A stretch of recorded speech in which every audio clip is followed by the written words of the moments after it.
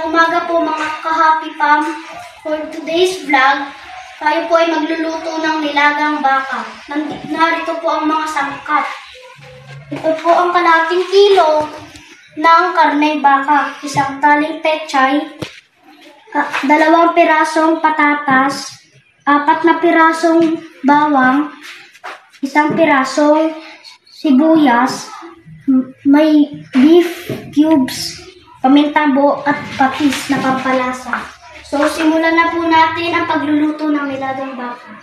Simulan na po natin magluto. Buksan na po natin ang kawali.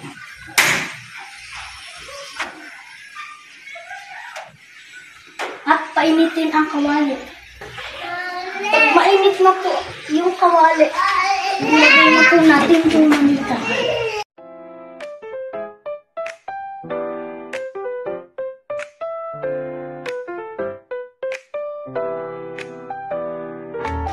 Ilagay na po natin ang bawang.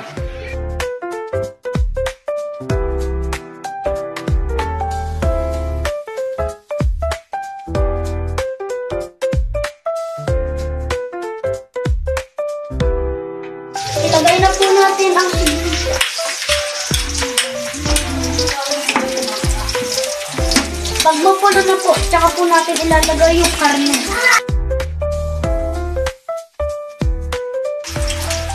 Lagay na po natin ang karne.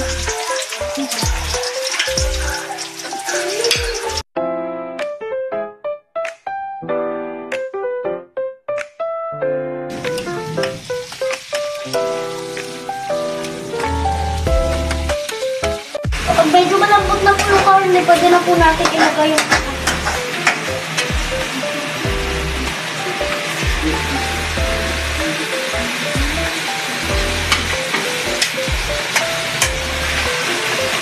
Nailagay na po natin yung patatas.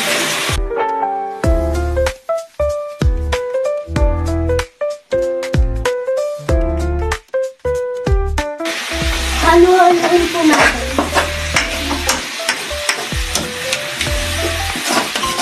Yun na po, ilalagay na po natin yung mainit na tubig.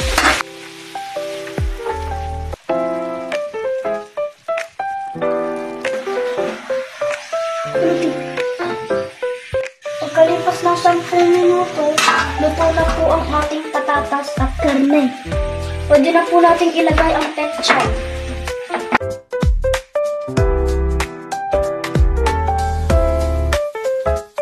At ang asukal na pangbalanse ng lasa.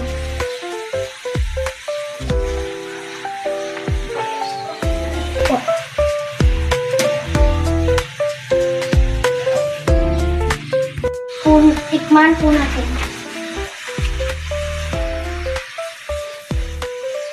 Ayan na po, tama na po ang lasa. Hintayin na lang po ulit nating kumulo. Ayan na po, kumukulo. Ayan na po, kumukulo na po. Pwede na po nating patayin ang apoy. At luto na po ang ating nilagang baka.